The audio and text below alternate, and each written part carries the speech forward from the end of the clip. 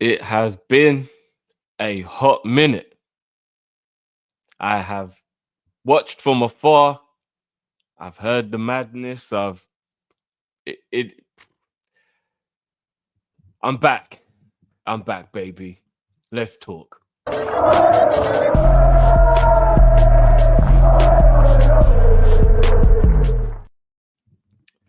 First and foremost, before I get into it, I just want to give a big shout out and thank you to every single person who reached out during my hiatus. I think I replied to most. I hope I did. If I missed anybody, apologies. But just in case I did miss anyone, it's been extremely humbling, man. A lot of people have reached out to me, way more than I thought would have even noticed that I was missing, and showed me a lot of love, man, a lot of concern. So I appreciate that. I really do, man. I really appreciate it. Told me while I was away, the man them were going nuts. It's a crazy world when people think I might be the voice of reason, but hey, I'm trying to grow as a person. You know how we do. But all jokes aside, I appreciate you guys, man. Big up to everyone.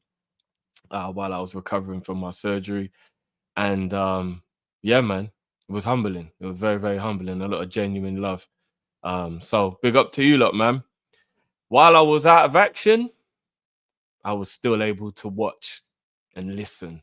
I might have been on bed rest. I might have been in recovery, but I could hear the crazy madness that was going on. And I think I'm going to upset a few people. I can't lie. I do. And we can have a conversation about it. Some of the people I'm going to upset are going to be my brothers. Some are just going to be people who watch from afar. It is what it is. But I do believe I'm probably going to upset some people with this one. Again, remember, this ain't nothing personal or whatever. This is all opinions. It's what we do in football, right? But I think some people are crazy. I think some people are crazy. I think some people have shot their load too soon. There's a lot of things. There is a lot of things. First things first, smash that like button. Subscribe if you're new. I know there might be a little confusion. I did want to, if you're watching this on Kopish, I am putting this out 1 hour earlier on my channel. And then it's coming out on Kopish an hour later. So if you're watching it on Kopish, that's totally fine. If you're watching it on my channel, I appreciate that. This season I will be back, and I will be bringing content regularly. I'm gonna do my best to get back up to track now. Now that my health is slightly in better condition. And yeah, man, any suggestions of videos that you guys want me to do for Gypsy TV as well, let me know, man. I've got some ideas for some great panel shows got coming up. The gaming is going to be coming back. I've got a new show that I'm going to be doing called Top 10. And that is going to be a non-football based show where we talk about everything. So I'm really looking forward to that and the guests I'm going to have for that. And that'll be Top 10 everything, from baked goods to movies to everything, to games. Top 10, and we'll go through and we'll list what we think our GOATs are in every category. So that's a new series I'll be bringing this season. So I'm looking forward to it, man. Rival Watch will be back every weekend, analyzing all the games and stuff. So if you're watching on Drifty TV right now, big up yourselves, man. Appreciate you. Make sure you subscribe, smash that like button as well. And if you're watching on Kopish, as always, guys, this is the main baby. This is the reason why we do what we do. And appreciate you guys as well, man. We're almost at 40K. So big up your damn selves. Make sure you smash that like button, subscribe if you haven't, so we can get there. And now I've got all of that out of the way. Let's get into the reason why you're here. As you can see in the title, not only am I back, but I am Arne slot in. Now, I don't even like all of this slot in, out, shake it all about. You do the hooker cokey and you turn around and all this shit. But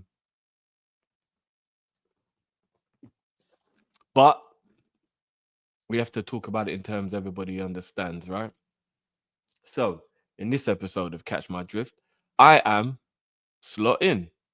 And I'm going to go through and list a number of reasons why I feel this way.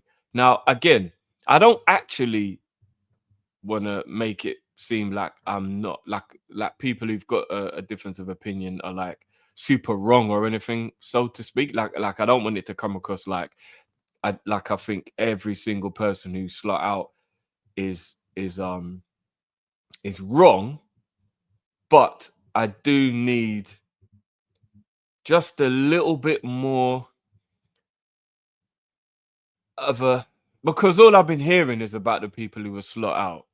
So I kind of just want to give a little perspective from the other angle. Shout out to Hassan and Tom Little and James Redmond, who, from what I can remember, are the only people at the moment that are and Matt as well. Can't forget my brother. He's not slot out. We've had conversations, me, Cal, and Matt. We've had one or two conversations while I've been away on the phone, so I kind of know. I know me and Cal greatly disagree on a lot of the slot stuff, so I'm sure we'll, me and Cal, we can get into it. And I'm sure we probably will over the time. And whoever seemed to be right is right. One thing I will give Cal credit for is Cal said, if I'm wrong, then I'll be glad because it will mean Liverpool are being successful. And I feel the same way. Whenever I have an opinion, if I'm wrong, then I love the fact that I'm wrong if it means Liverpool win. Do you know what I mean? So shout out to Cal. He wants to be wrong. That's where he stands. But most people I've seen, whether it be online, whether it be in the comments, whether it be fellow content creators, are slot out. And I'm just going to give a reason as to why I think a lot of them are being over the top, or they've gone too soon, or whatever it may be. And again, I'm not talking about any individuals. I'm just literally talking about, if you're slot out, these are the reasons why I think that it's wrong for you to be slot out, or whatever it may be. Or maybe, actually, I'm just going to come at this from an angle of, I'm going to give my opinion on why I'm slotting, and then whatever it will be, will be. Yeah. Because for real, I don't want it to come across like I'm going at the people who are slot out. Because again, like I said, if you've had enough, you've had enough. I can't tell you when your tolerance level is there, or however you wanna put it. But I want to start off with a reminder. I think that would be the best way to start, and then we can go from there. And I just want you to watch this for a second.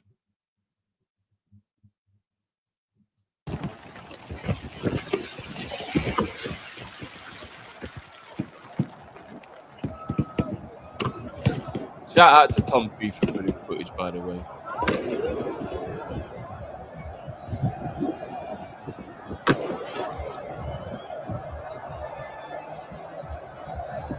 Is this familiar? Is this familiar?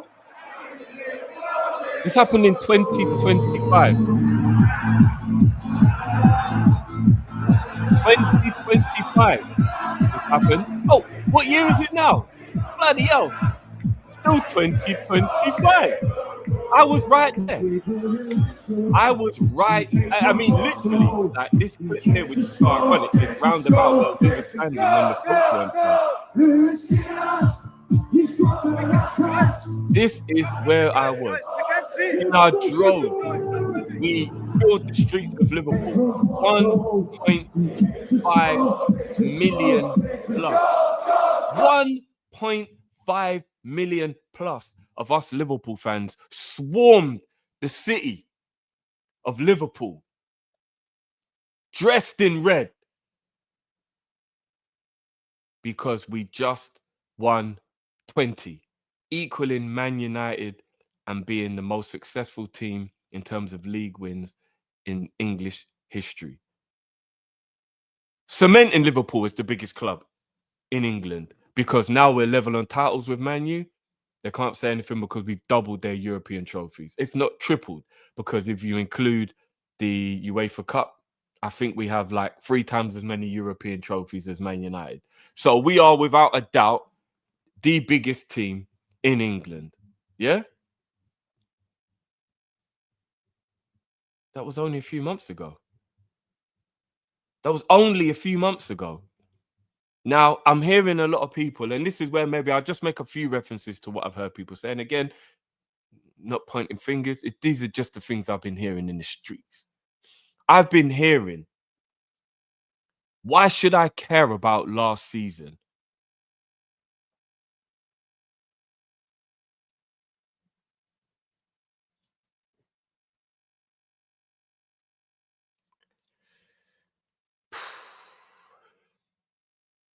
So because this season isn't going well, last season is irrelevant.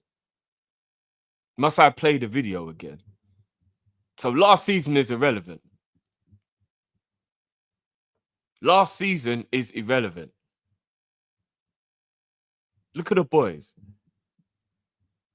Last season is irrelevant because this season hasn't been going as well as we wanted it to.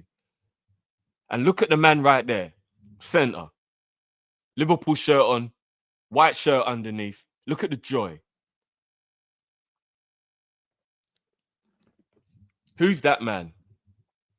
That's the man that I'm hearing everybody say isn't good. Get rid of him. Sack him. Slot out. That man right there. Now, for me personally, like I said, I have my notes here, and I'm probably going to bounce around a little bit. For me, again, I think this comes from a level of entitlement when people start to act this way. Personally, they will say that they have standards and stuff like that. We all have standards, man. I don't think there's any Liverpool fan that doesn't want to win every single game, doesn't want to win every single trophy. We're raised to be winners per se. As Liverpool fans, right? We're a successful club. You get used to it. But I still believe it's an entitlement to actually dismiss winning last season, and anybody who's using last season as an allowance for some wiggle room when it comes to the mistakes that Slot is making this season. Last season is last season. Why should I give a fuck about last season? Why should I care about last season? Because the man won the league. And he won the league well. We knew we were going to win the league around February, March, right? And it just feels crazy to me to just dismiss an accomplishment that, with all due respect, 95% of Liverpool fans and 100% of rivals said we had no chance of even doing. I remember sitting there on streams and being questioned and asked why I believe Liverpool could win the league, and having to break down and actually give reasons as to why I believe Liverpool were good enough to win the league. And lo and behold, most of the things I said actually came true. And I'm not even saying that for the I told you so. I'm just saying it because I remember distinctly the summer when Slot came in and Klopp left. I remember everybody was just like, Liverpool are going to finish third, fourth. It's only a top four race. Rivals are saying we're not even going to finish in the Champions League spots. We're done. We finished all that. And this man came in and he handled all the pressure of all of that. Yeah. Which was extreme. Let's not do the hindsight thing because he did it well and act like it wasn't a big deal. At the time, most people were shitting bricks and not understanding how we were going to recover from losing Kaiser, how we were going to recover from losing the best Premier League manager Liverpool have ever had. Yeah. The Bill Shankly of the Premier League era. That's what he is. He is the godfather. Jurgen Klopp changed everything. Doubters to believers, fortunes, everything. And under Klopp, we won every trophy there was to win, literally. And I'm not going to count the smaller European trophies because we're just going to put it, he won a European trophy. He won the biggest one. So I think, yeah, maybe, that one Europa League final, it was a shame. It was a shame we didn't win that one when Moreno did the inside job against Sevilla. But that's neither here nor there. We still won the big trophy, the big ears. Yeah. So technically, Klopp won every single trophy there was available that all big clubs want to win. Some of them on more than one occasion. And Slot had to come in and take over from a squad that would have been somewhat in mourning after losing Klopp. You saw the way people like Mo, Virgil, Trent. I think Trent leaving might have something to do with Klopp leaving. Do you get what I'm saying? Like all of that. Slot came in and did it seamlessly. Few tweaks here and there. Apparently, he's got no tactical nous. Few tweaks here or there. changed the way we played around 15-20% in terms of like the intensity and the pressing and some of the things that were earmarked, kind of like trademark things that the way Klopp did things. Changed the way around a few bits of personnel. These are all tactical tweaks, by the way, because apparently he doesn't know what he's doing tactically. And won the fucking league in his first season in England. Yeah? That's just forgotten about because we're not playing well right now.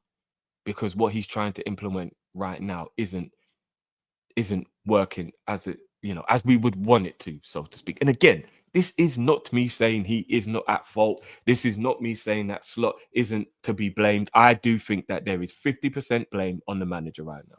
100%. There is 50% blame on the manager. And then the other 50% is everybody else, just playing staff in general. And then that I'm including Richard Hughes, I'm including Michael Edwards, all the players, the coaching staff, maybe Van Bronckhorst, Stephen, like people like everybody else. 50% on Slot, 50% on everybody else, because everybody's played a part in why and how things may have gone wrong. But everybody just wants to throw Slot under the bus, and that's the part that I find crazy. All of last season, and I've been thinking about this because people are like, what is Slot's way of playing? What is Slot ball like? And that's what people want to say. So I started to really think about it. And you want to know what it mainly was? And this is how I know that he is a good tactician. For the most part, we didn't really have a way of playing. He would set up game plans for each individual team, pretty much, even though obviously there's certain ways you want to play, setting traps with press and high lines, low line, whatever. There are general ways to play the game. But for the most part, I really deeped it. And I was like, you know what? There were so many games where it wasn't even like there was an identity to what he was doing. He was just such a good tactician, whether it be at kickoff or whether it be at halftime. And it happened a lot at halftime, where he would analyze the opposition, see what they were doing, figure them out, and then find a way to either just win from the beginning, like we did at Old Trafford, for example, third game of the season, or change things and switch things up. And that's why we were very much a second half team, because he's new to the league, hasn't played against some of these managers before. So when he's getting to half time, he's like, right, okay, this is this, that's that. I can see this. I've been analyzing that. Boom, boom, boom. Change this, change that. Maybe change your personnel, tactical switch, whatever. Bang, we got up for the second half. We win the game.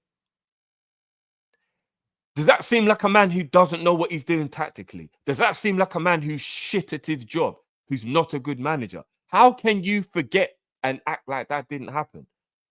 I'm bemused. I'm so confused as to how anybody can believe that man is not a good tactical manager, just because it's not going well right now. And do you want to know what's happening right now? Right now, instead of thinking about the opposition, he's trying to implement a way of playing that he wants to play. He wants to be more possession based. He wants to be more attacking. And you know what? Good or bad, I think he earned the right to be allowed to do that. I think he did. I think he earned the right to be able to do that. Now, that's going to take time. Seems like nobody wants to give him time, or not many people want to give him time. I'm one of the people who's willing to give him time. I am angry and annoyed and vexed overall at the fact that Liverpool probably won't win the league this season and possibly won't win any trophy this season, because I believed this squad was good enough to win a trophy, at least one. Yeah, especially the league, right? So I'm very disappointed, of course. Don't get it twisted. I'm not sitting here okay with Liverpool not winning anything, if that ends up being what happens. But what he did for us last year means I'm not crashing on him, because he won the league. How many times have we won the league in the Premier League era? Twice. How many times have we won the league in a lot of our communities' lifetimes? Probably 3 or 4. I know obviously we do have some older heads, and shout out to the older heads, because I'm from that generation as well. But especially the under 30s, you've only seen 2 titles, depending, given or taken. If you want to, no, actually, yeah, if you're under 30, you've only seen 2 titles, because you wouldn't have seen the title before, the 90 title. So yeah, if you're under 30, you've only seen 2 titles, and 30 is a grown ass man, yeah, or woman. You're a fully fledged adult, yeah? If you're 30 or in your early 30s, and you've only seen 2 titles, and one of those was delivered by Slot. But now we want to get this entitlement about that, but because he's not going to win the league this year, get rid of him. How about some loyalty? What we ask for. We ask for loyalty, right? That's why we crashed on Trent. That's why we crashed on Torres. That's why we crashed on all the other players who've left in the wrong way over time, right? Because we ask for loyalty. So why don't we give some loyalty? That losing streak that happened to Slot happened within a short space of time, you know. Yes, obviously it can seem like it's bad because losses aren't good, right? But those 4 or 5 losses that happened, they happened in like a 2-week span. Let's forget about the international break being in the middle of it, because obviously that's neither here nor there, right? If you're just talking about game weeks, happened in like a 2 or 3 week period. It hasn't been dragging out for months, and he's just been dreadful for months. It was a cluster of defeats in a small period of time. Yeah, the shit happens. Man City lost 11 games in the league last season, if I'm not mistaken. Like, it can happen to the best. Guardiola is the best manager on the planet, and his team went through a crazy, I'm sure it was 11 games without winning, or on 11, it was nuts. It was crazy. It was unprecedented, unheard of. And that is Guardiola, the greatest manager on the planet. Shit happens, man. It can go this way. Do you enjoy it? Do you like it? Hell no. But you stick through it, man. If you have proven. And I don't like this other misconception that we've been crap for the whole of 2025. Again, to everybody who's been saying that, I think that is so disingenuous. I just do. Were we sensational? No. But there are circumstances. There's context to be added. People don't want to add context. Everybody goes out the cup unless you win it. So the defeat in the Champions League, the defeat in the FA Cup, the defeat in the League Cup, if you don't win it, that's always a defeat. So there's 3 or 4 defeats straight off the bat out of the defeats. That just, if you don't win a trophy, it happens. So everybody gets those defeats, right? The PSV defeat. Are you telling me everybody wasn't happy we put a crap team out? We topped the group in the Champions League. Why would we have risked? So there's a loss, that PSV loss. And it was a narrow loss anyway. But there's another loss. You know what I'm saying? Like, it's just, we'd only lost 2 games in the league until we wrapped the title up against Tottenham. 2 games in the entire league before we wrapped up the title. And then, yes, after we wrapped up the title, I think we lost 2 or 3 games after we won the title.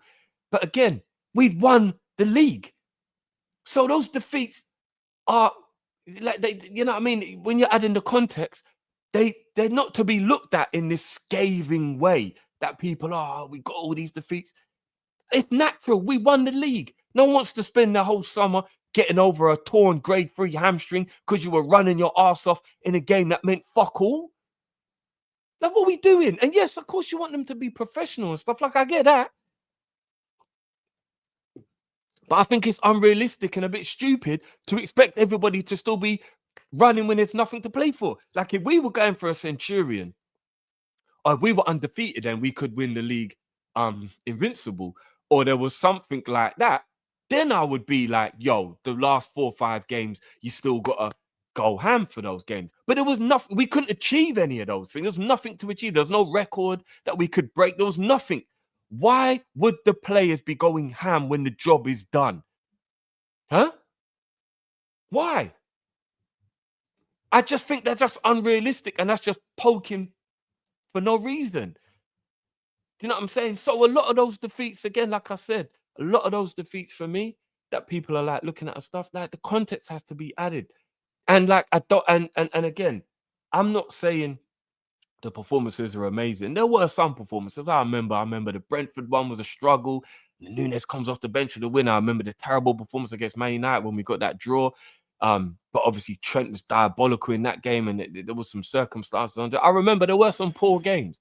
Don't get me wrong. Of course, there were some poor games, but don't gaslight me into believing that we were crap for the whole of 2025. Don't do that. I was there.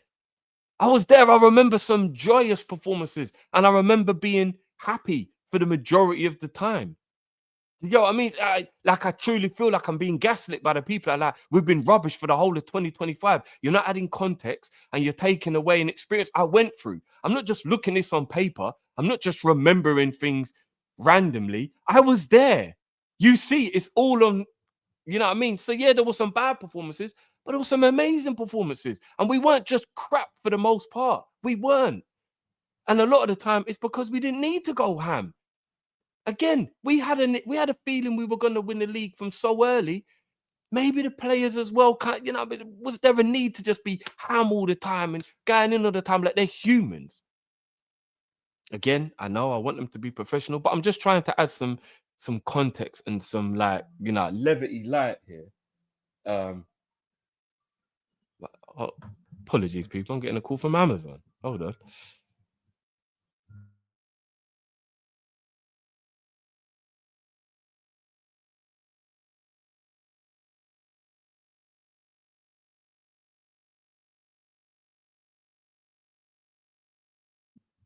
Apologies there, guys. I'm waiting on a delivery. I've never had Amazon ring me before though. But so it's just one of those things where, like, I just think people aren't adding enough context. Yeah, respect. I just don't think people are adding enough context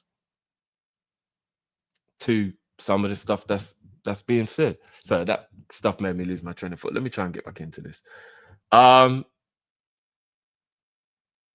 Another thing I'll say as well that I've been seeing, and this is the reason why I do put a lot of this on the players.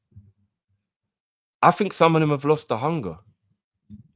I do. I'm watching games like that Man City game, for example. What's Slot supposed to do when people aren't showing desire, when people aren't running, when people aren't winning their individual battles, when people aren't winning their duels?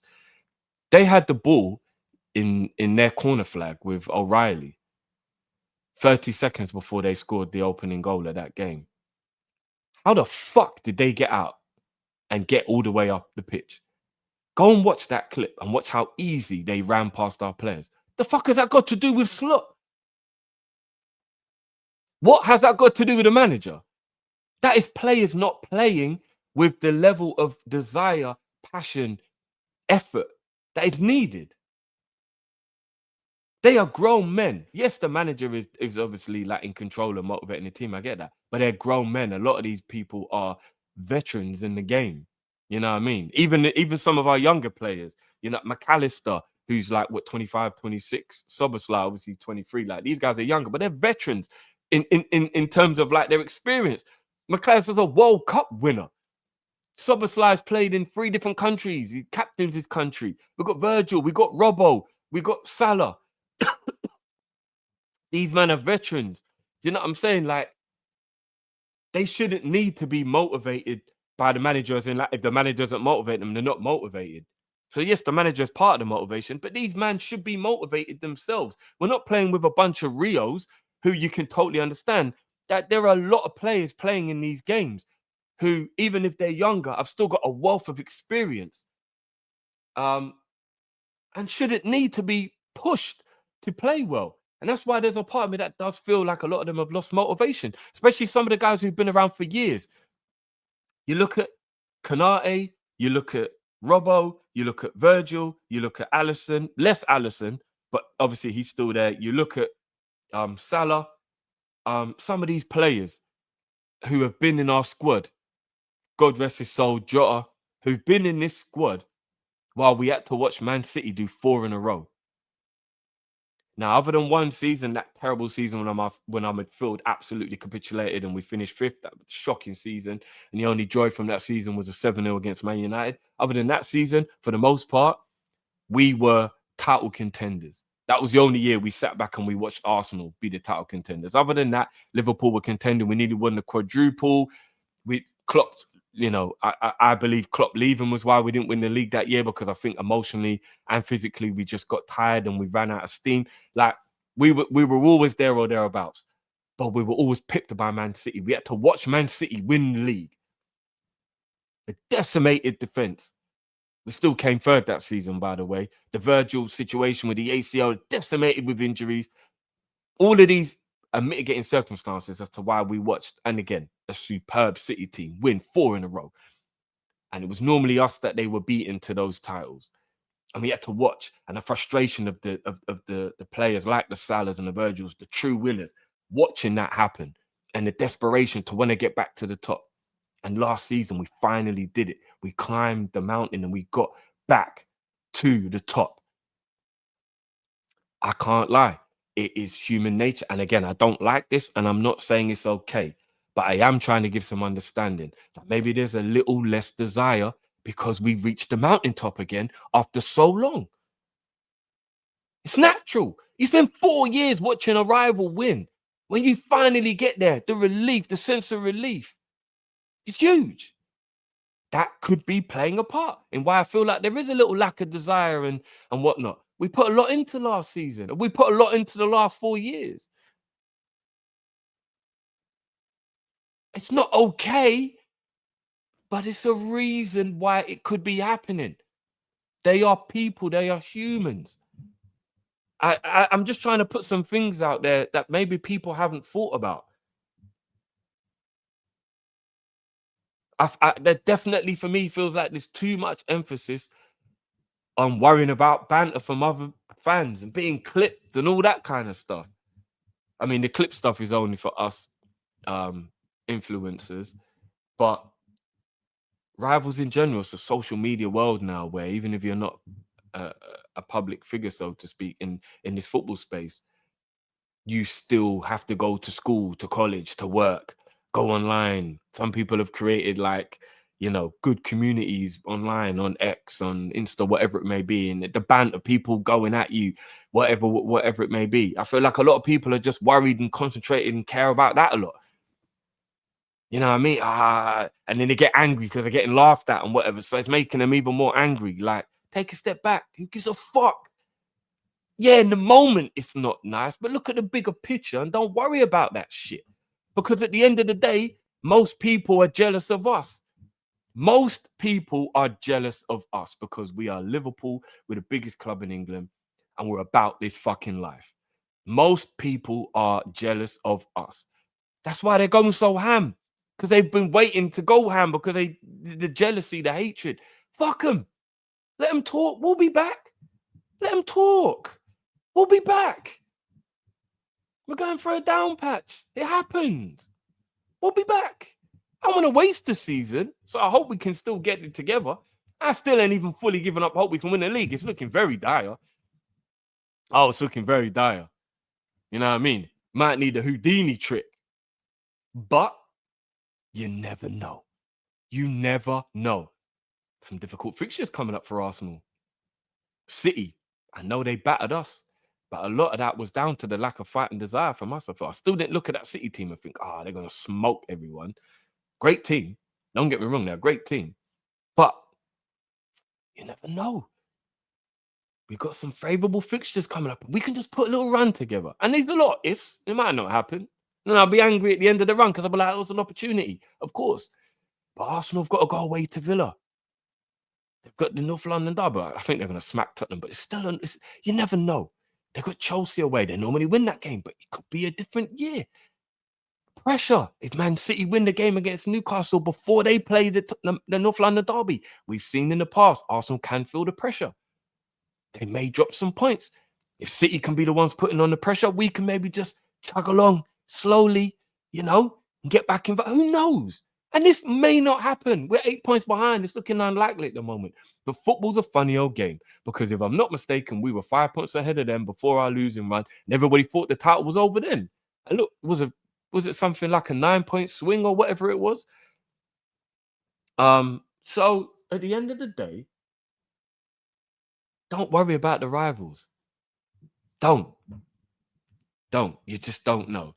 I'm not going to go into the whole who's out there to replace Klopp because, again, we didn't think anybody was going to be able to replace Klopp. So I don't really like going down that road because there was always some kind of manager to some degree, right? But I will say this, even though I do respect and think some of the managers that have been spoken about are very good. I think Areola is a very good manager. I think Glasner is a very good manager, as an example. For me, the man ain't good enough to be Liverpool manager, though. Like, I can respect you from afar. Don't mean I think you're good enough for my team. I remember when I was growing up, I always used to think that when people would say, "Oh, she's not my type. Oh, he's not my type." I used to think, come on, man. That's just a nice way of saying you don't find them attractive. I always used to. And then you know what? I matured and I grew up. And I started to realize, no, do you know what? You can actually appreciate the beauty in someone, but not be attracted to them. You actually can. And then you think, oh, yeah, okay, these things can happen. So, you know, I can appreciate Areola and them man there from afar. Be like, brilliant. Oh my God, did you see how well he did today? It was unbelievable tactics today. How did Areola pull off a win against Guardiola? Amazing. Glasner, shit. Man's just about to win the conference with Crystal Palace, you know. Great manager. You know? But not for me. Not for me. They're not good enough to be Liverpool manager. So they're proving he's good enough to be Liverpool manager. I'd rather the devil I know and give him a chance. He's earned that chance. You want a merry-go-round? We're bringing Areola and he can't handle the pressure? And then what? And we're in how many years did we waste? Now, a lot of people say, oh, we're wasting his keeping slot. How do you know that? How do you know that? Arsenal should have got rid of Arteta at least 4 times. At least 4 times. Probably way more than that. They should have got rid of Arteta at least 4 times. Look how many Arsenal fans think he's the Messiah now. Time. And he didn't even really earn that time. He won an FA Cup in lockdown when everything was weird. And it was pretty much just the Aubameyang show. So, you know, Slot won the league. For me, that means he's earned more time. I just want to show something quickly, and I'm not even trying to be provocative here. But this man right here, on the right, RIP to the legend that is Diogo Jota. So many times we've had conversations and people have been very, very dismissive. For the most part, I guess it's just people having an opinion. On some occasions, I found it very distasteful or disrespectful. In the name of Jota. You're just making excuses. No, we're having a conversation, so we're looking at all the variables. And I'm so glad, not that he's going through it, but that he spoke up about it when Robbo had that interview after the game with Scotland when they qualified, and he said he was in bits because he was thinking about his best friend. There are a lot of players in our squad that were super close to Jota. Coincidentally or not, most of our underperformers this season, McAllister, Salah, Ibu, Robbo. I mean, I didn't think Robbo's been one of our underperformers, and Virgil not even really either. But Ibu and Salah definitely they've been underperforming this season. A lot of these guys were super close with Jota, super close. They're humans, guys. Every game, we know at the 20th minute we're going to be singing for our boy. That might be creating an anxiety in the team. We're not starting games well. Could it be part of it? Possibly. They're humans. For anyone who's ever lost anybody, you think about it constantly. You can't help it. Some people are better at pushing it down than others. Do you know what I mean? They have, if I'm not mistaken, his number is still in the changing room. That's a daily reminder. There's a part of me that's kind of thinking that that's not a good idea. The respect part and everything, like I love it. Even the singing at the 20th minute, like it's beautiful. We never want to forget him. But it might not actually be good for the players because it's just a constant reminder. Constant reminder. Do you know what I mean? Every single day. I've lost loved ones. I'll give you an example, a really simple example. My dog was on my screensaver on my phone and he passed away. To this day, I miss him to death. I took him off my screensaver. Do you know why? Because every time I went in my phone, I didn't want to be reminded of the hurt. Because you have to forget to get by. Not forget forever, but forget on a daily basis to get by. Every time they come into work, If the Jota shirt is there, every game we've been played, we're singing his name. It's a constant reminder. It messes with your psyche. These are reasons. They're not excuses. They're reasons. We're humans. I can't believe people are dismissing that this could be a part of why some of our players aren't playing well this season, or why they're not fully dedicated or fully switched on. I don't get it. Another myth I wanna get over. Grav said he has more license to go forward this season. So I'm seeing a lot of people that are like, this is part of the poor tactics from Slot. Rah, rah, rah. He said he's just been given a bit more license to go forward. The ninja didn't say, the man told me don't defend. He didn't sit there and go, boy, nah, we have no defensive responsibility, nah. None whatsoever. We just attack and I run forward. And if I see a man run, me not track back. Did he say that? No. He was just talking and answering a question after a beautiful goal against Everton with a bit of forward running.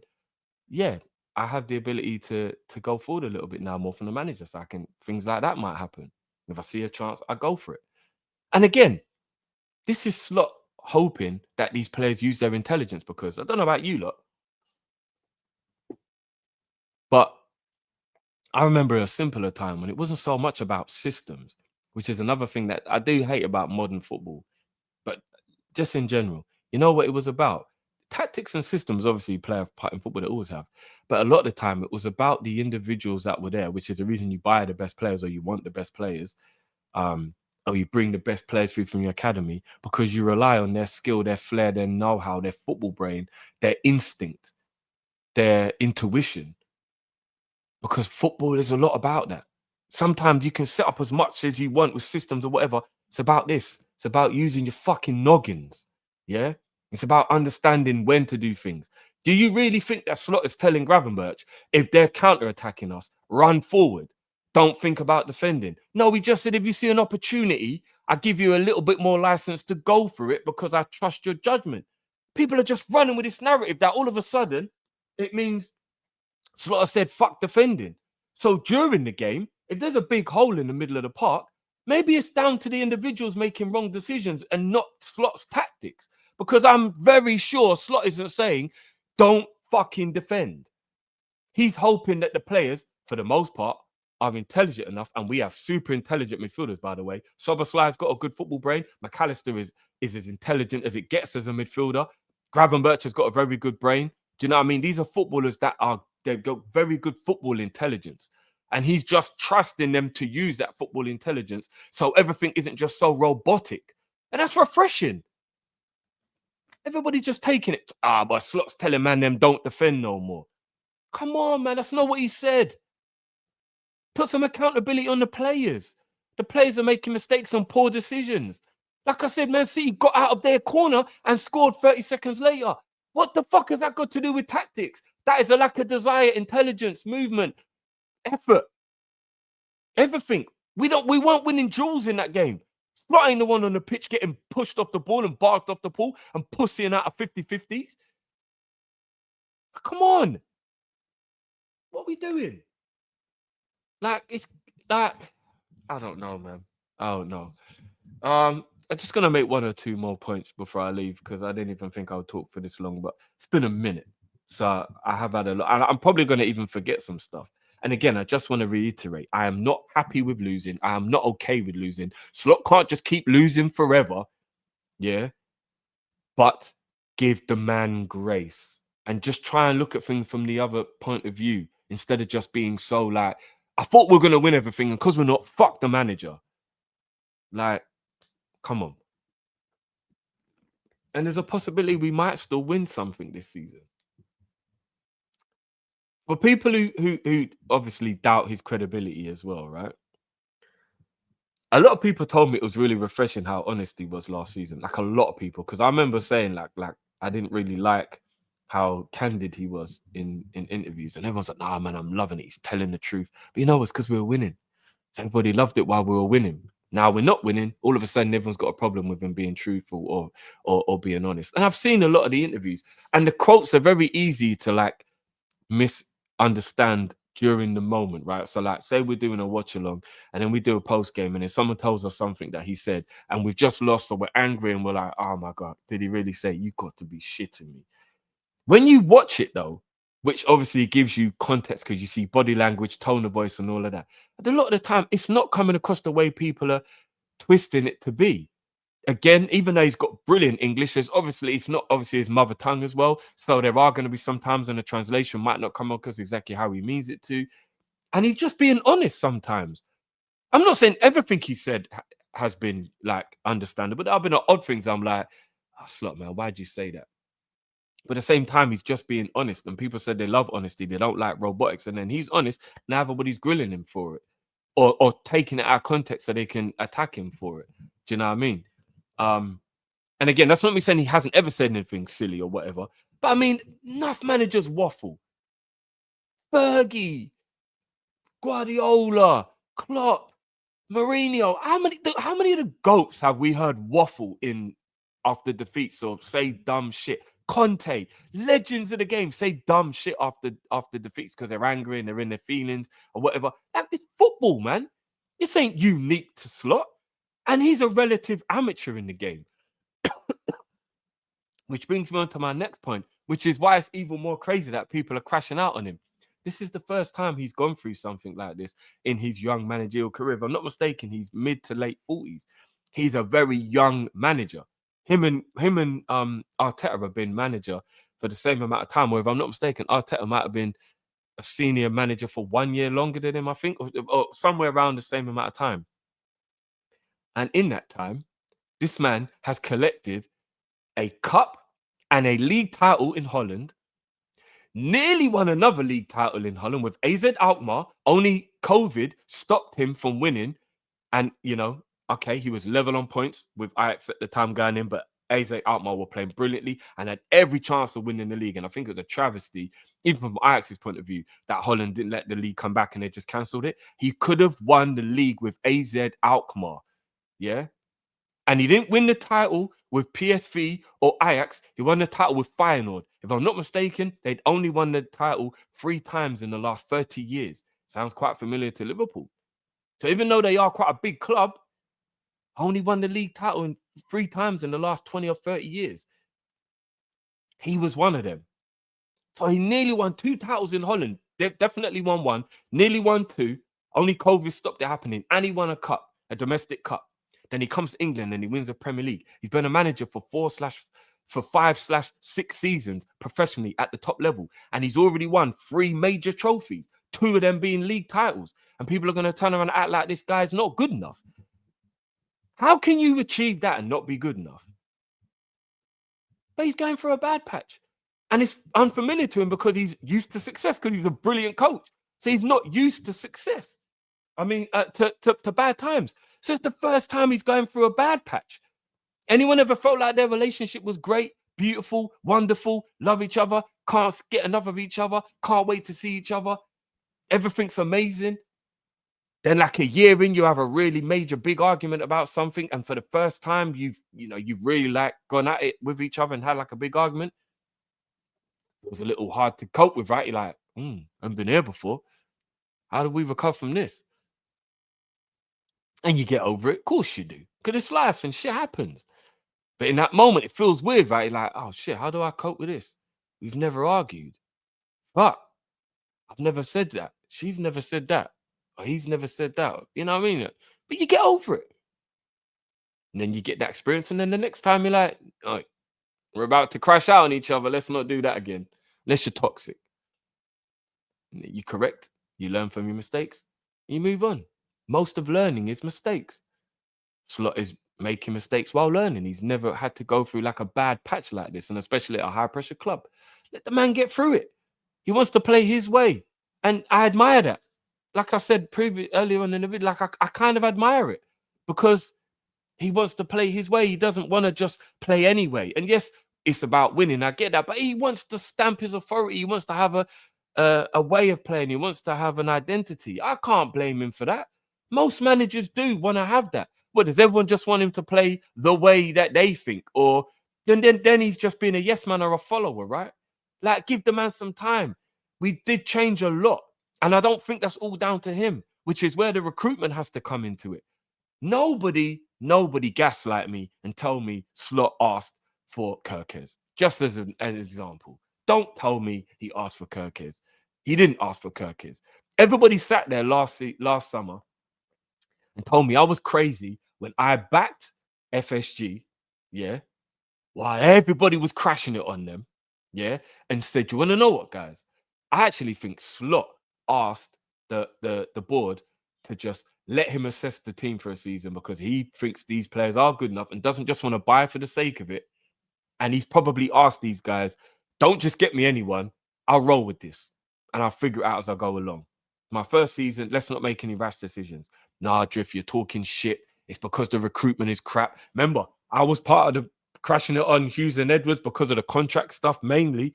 But we're like, what are they doing? They've been here for 6 months, a year now. What are they doing? What's happening? Right? Nobody was blaming Slot in any way, shape, or form for recruitment or lack thereof. Now you want to change the narrative and it's all on Slot because now you want to go at him and you want to say Slot out and you want to do all this stuff.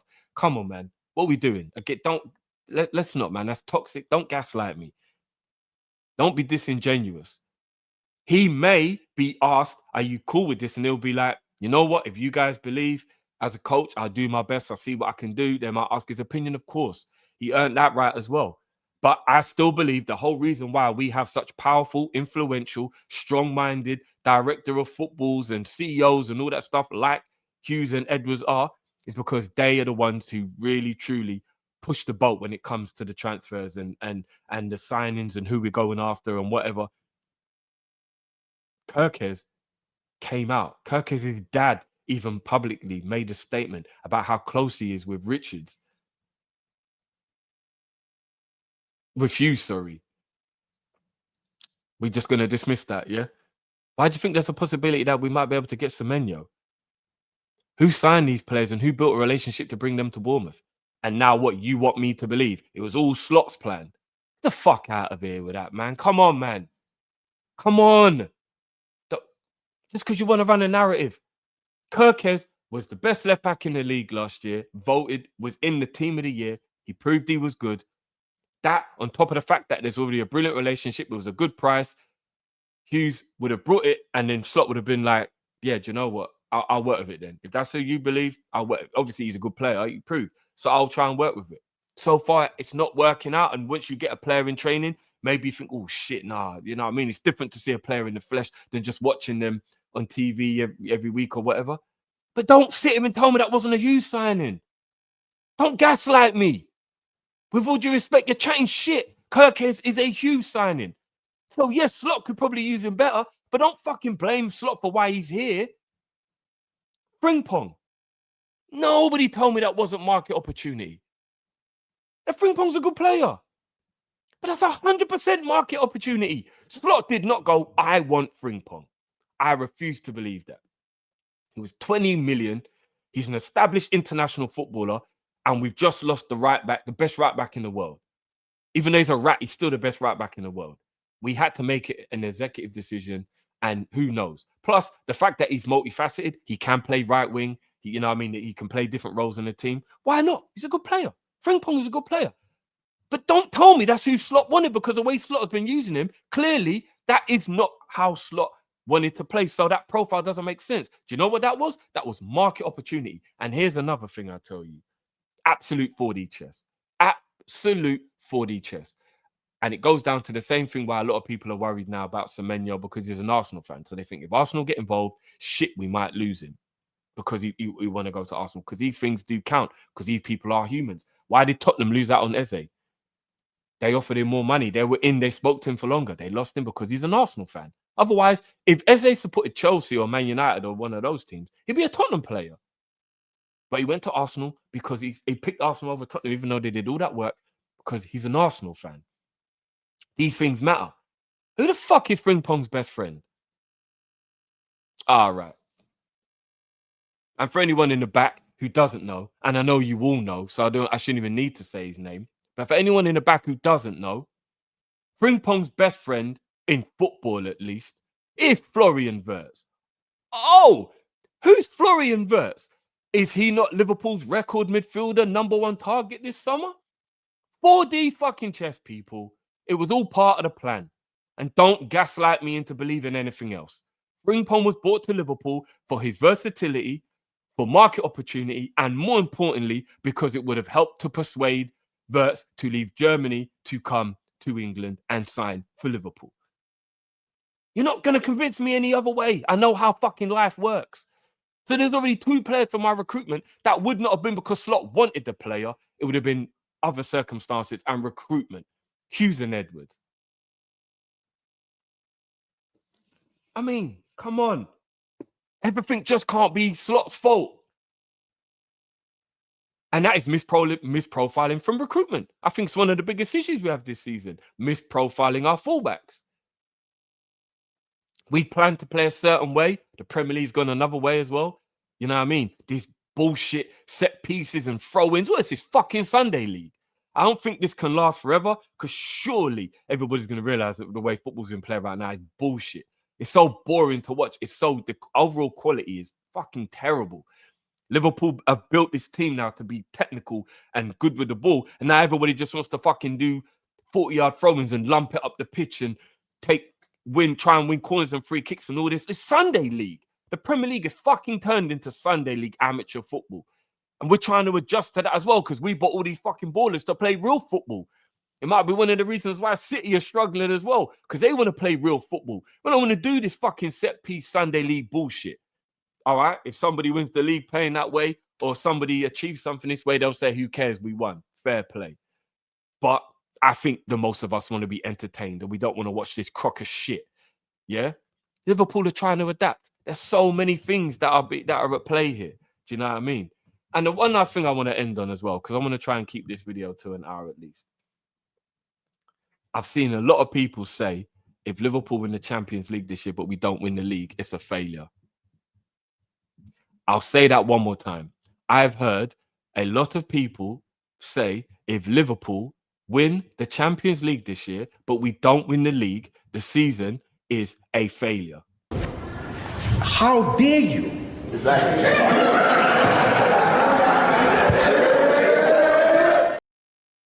You're lying.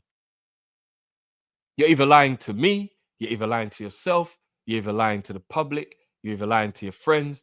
You're lying. If we win the Champions League, the season is a failure. So the season can only be considered a success if you win the Premier League. That is the only barometer for success for Liverpool. Let's even just for Liverpool. The only barometer for success is winning the league. So that means for 30 years, give or take 2 years, Liverpool were unsuccessful then. For the most part, that means in Klopp's reign as Liverpool manager, Liverpool were unsuccessful because we only won 1 league title in the 9 years that Klopp was here. So that means that Liverpool had 8 unsuccessful seasons under Jurgen Klopp. Or are you somehow going to move the goalposts to how? How is winning the Champions League? It doesn't make any. Somebody's got to make it make sense. Somebody's got to make it make sense. Winning the Champions League will be a failure of a season just because we didn't win the league. So why did you all celebrate in 17, 18? Sorry, 18, 19. When we beat Tottenham and we lifted old big ears and we watched Jordan Henderson do the first shuffle of many. I was close to tears when Divock Origi hits that half volley into the bottom corner and cements the 2-0 victory against Tottenham, and we become European champions for the 6th time. 3rd in the history of the Champions League, only bettered by Real Madrid and AC Milan. I remember that joy. And that's failure if we do that this season, just because we didn't win the league. What the fuck am I hearing? It doesn't make sense. It doesn't make sense, man. I know the league is the bread and butter. Of course, I get that. How is it failure if we win the Champions League? People, I'm sure I'm gonna remember something I've forgotten. I didn't even want to talk for this long. It's been so long. But I'm back. I appreciate you all. Love you all. And yeah, I'm sure I'm going to be having plenty of conversations over the next couple of weeks with people who don't like what I've said, people who agree with me. It is what it is. It's what we do. We agree to disagree on some things. We argue. We go back and forward. But for me personally, I think the people who have really been going in on slot, I just think they've been missing out a lot of things that I explained during this. And again, if you're slot out, do you? If you're slot out, do you? I just find it remarkable the amount of hate and disrespect he's been, because here's the thing as well, like having an opinion and stuff is one thing and thinking maybe like he's not gonna, but I've been seeing disrespect, actual disrespect, like rude things and like, you know, and I think a form of disrespect is not being appreciative of what somebody's done for you as well. Sometimes I think that can be the greatest level of disrespect. You don't even have to like say anything or go above and beyond in any other way. Sometimes a level of disrespect can literally just be being unappreciative of what somebody's done for you. That's a very, very big form of disrespect in the world, for me anyway. And there's a lot of people that seem ungrateful for what Slot did for us. I don't know. I just find it strange. So big up to everyone. I'm back. It's good to be back. Still in some pain, but I'm back. It's been too long. I needed to be back. So bear with me. It'll be a slow burner, but I'll be back. You know, within no time, I'll be back. Full-time, regular basis. We're doing it. Smash that like button, people. Love as always. Let me know in the comments if you disagree, agree. I know I'm going to get so much heat for my opinion on this, but you already know. I have to keep it real. I have to keep it true. And it is what it is. People, it's been a pleasure. I'll catch you on the flip. To all the people who are still slotting, as my boy Pimp would say, we're still glass half full rather than glass half empty. And who knows? Football's a funny old game. We could be sitting here in a few weeks' time or a few months' time and things could be very different. Very different. Who knows? We'll see. Could be even different from me. By then I could be like, nah, Slot's got to go, you know. Who knows? That's how football is, right? That's how football is. We will see. We will see. People, it's been a pleasure. I'm back, baby. And I'm out. Peace.